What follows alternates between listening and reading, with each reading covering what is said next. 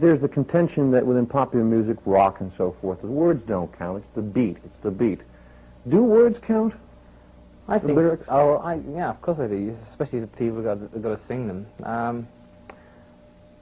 Taupin gets more criticised than I do. When you see a record review, I always come out with it fairly lightly, even if it's a bad review, and Taupin gets hammered to death because his lyrics are pretty. Well, they're very mixed. You know, like they're not to a set pattern. You don't know what he's going to write next.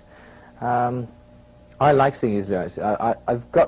I must admit that the Captain Fantastic album was better for me to sing because it was a personal experience and I could relate to it. I hate that word. I could really relate to it. I have here, Elton, a first-off copy of the platinum album for Captain Fantastic. Yeah, I know. You're aware that the record was shipped starting this past Monday. Just give me the road. It almost shows up on here.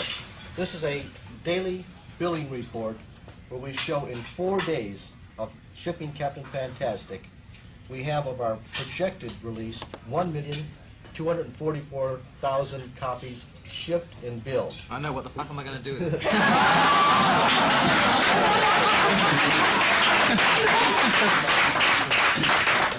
we had Nervous laughter.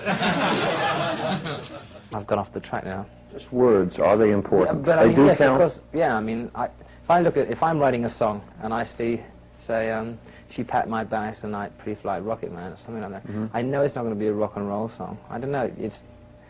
They mean a lot to me. I study the words first, and the words are very, very important, especially things like ticking. And I think a lot of people buy our songs for the words, not just the melody. They like to sit down with the album sleeve open, because we always put the words on the album sleeve, and they like to sit down, listen to the records, and read the lyrics. I think they're very important. Apart from things like Solar Prestige Agamon, which was on the Caribou album, which I suggested that Bernie should do, and that he got crucified for. And I was jumping around saying, I knew you'd get crucified for that.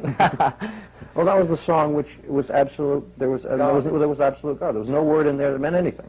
Not really. It had 5 fishes in it, so we thought people might think it might be religious. Well, people are always reading things into our music. They do in everybody's music.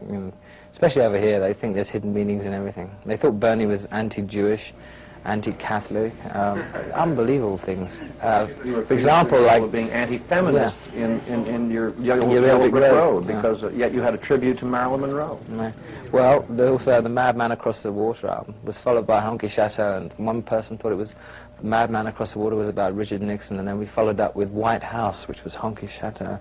And far out, man, how did you think of that one? I'm thinking, oh dear.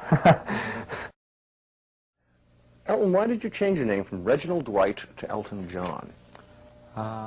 Well, I didn't like Reg from the word go.